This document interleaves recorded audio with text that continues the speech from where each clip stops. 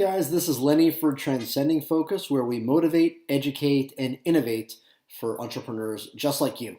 So, in my last vlog post, I talked about goal setting and why it's so important to be very categorized in your thinking to help foster your thought, because you don't want to leave anything behind. You want to make sure that you create a broad and very colorful tapestry for your life.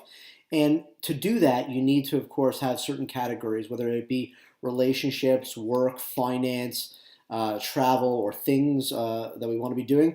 All those things are going to be really important. And if you check out my last blog post, you're going to see that having those categories will actually help foster a more creative you and a much more creative goal setting process. Now, I promised that in this vlog post, I was going to continue on with goal setting. It seems like I'm goal crazy right now, talking about how it's so important to understand the psychology behind goal setting. And in order to make this more digestible for people, I've categorized it in pre-goal setting and post-goal setting. So before you actually set the goals, and then after you set the goals, or during setting the goals, what needs to get done. So in the pre-goal setting, let's understand what the point of goal setting is, and it starts with what goes on in your own mental state. Every single person, through the process of what's called habituation, creates a internal mental image of themselves. So how they see themselves in their mind's eye. And people will sometimes say to me that, yes, I'm a special person, I'm really educated, but in reality, there is some stuff that's deep-seated for most people that they're not dealing with, which is maybe they don't think of themselves very highly. I myself always had in my head that I'm a kid. Even though I'm 37 years old, I still see myself as some kind of child, but I'm almost at middle age at this point. So the point I wanted to make to you is that each one of us has this mental image of ourselves, and it does limit us. And we do that because we don't want to get hurt, etc. But in order for us to achieve certain goals, we're going to need to change that mental image of ourselves, because the way it works is that it actually holds us back on certain things, like a limiter. If you, let's say, are driving a car and you want to go as fast as the car will go, there are certain stipulations. Number one, there's rules of the road, so you can't just speed crazy, as well as they actually put certain things inside the car to ensure you can't use the engine to its full capacity to protect yourself. That's called a limiter or a governor. So it's the same situation we have in our own brain. So when we start to differentiate our reality from our own mental image, what happens is we'll self-sabotage if we don't change that internal mental image. What happens for a lot of people who, let's say, grew up very poor or unwealthy is once they start to make lots of money, they almost get rid of it so quickly because they don't see themselves as someone who deserves that wealth or should be wealthy in their mental image.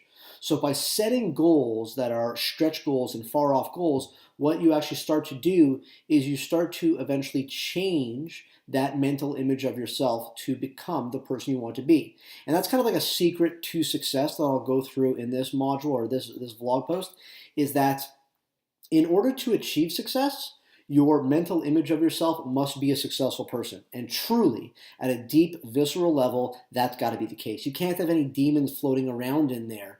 One of the things we teach when we're doing NLP courses is this concept of having head trash around money.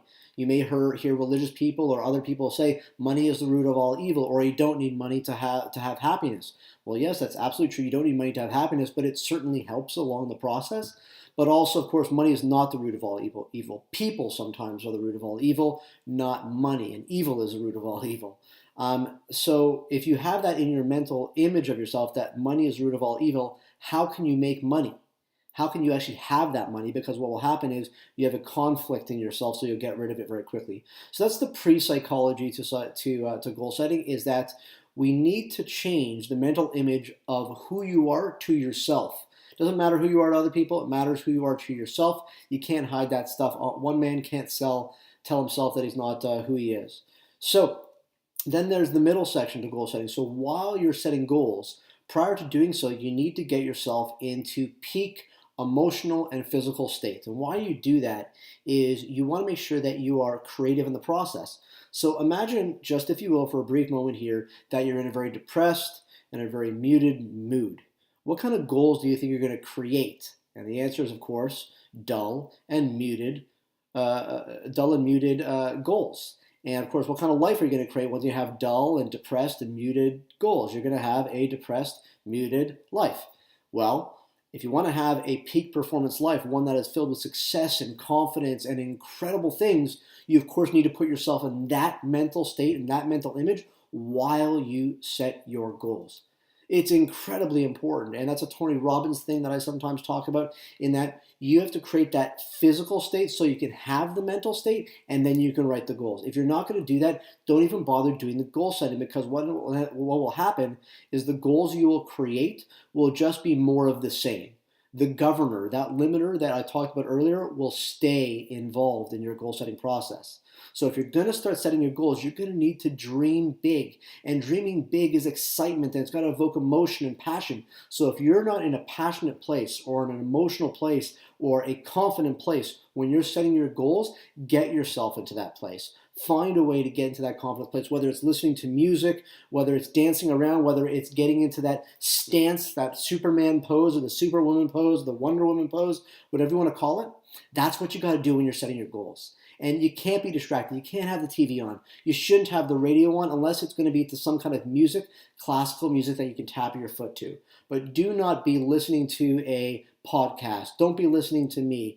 Don't be watching CNN or Fox News. Spend the time. If you're going to create the life that you want to do, dedicate the time to do it. Get into that passionate place, get into that energetic place, and then you start writing your goals. And then you may say, well, what's the post? Well, the post is that once you've actually written your goals, and we'll talk about the logistics of what you should be doing in the next vlog post, but what I'd like you to do is every time you look at your goals, you need to evoke the exact same emotions that you had while writing the goals. So meaning that if you're in a peak performance state while writing the goals where you actually envisioned that future life for yourself, well, the exact same thing needs to happen when you're reading your goals and looking at your goal every single time. Because if you just read your goals and they're mundane, or even if they're excitement, but you're just reading it like a book, do you think that that mental image is going to be affected? Do you think that internal psychology is going to be affected? Do you think that you're going to go out there and be motivated to start achieving those goals? Probably not. But if you read those goals or look at those goals in that peak performance state and you're passionate about what you're reading and you envision exactly what it's going to be, do you think that mental image of yourself will start to actually evolve on a day-to-day basis? So if you were to, let's say, spend 10 days doing this, let's say just 10 days, I'm sure you could do it for longer, you were to read your goals every day for 10 days in a passionate place, do you think that you'll start to envision that world a lot clearer? You'll start to think of new things. You'll start to see new nuances towards those goals. And the answer is, of course, yes. And the finality of the psychology piece here is that once you set those goals and you're reading them passionately, you start to achieve your goals, you start to set yourself up for a psychology of success and performance. As you achieve each one of your goals, you're starting to understand how to overcome obstacles that may get in the way of your goals. You're starting to learn that you are not the person maybe you thought you were before, and you're actually that person that you saw in your goal setting vision board, I guess you could say. You are the person who deserves that BMW M4 that I mentioned. You are the person that deserves that incredible relationship, the person that flies first class to Bora Bora. You started to achieve goals, and your brain starts to recognize that it feels good to achieve goals. And it starts to recognize it's not as hard as actually I originally thought. I can actually do this by incrementally getting myself better every single day. I didn't have time, I made time. I didn't have skills, I found the skills. I didn't have money, I made sure that I saved a little bit more to dedicate money to this goal setting. So what happens over the period is that pre the goal setting, you have this mental image of yourself, and let's call that person A.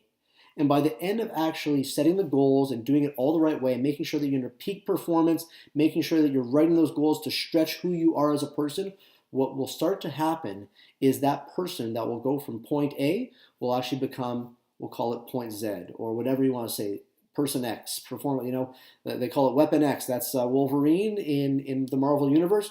Let's make you Weapon X. Let's take you from person A, which is the meek, meager version of you that you are holding back, that's holding you back as a person, and let's convert you over to Weapon X. Let's turn you into an absolute badass by achieving the goals that you want to do. So how do you do that?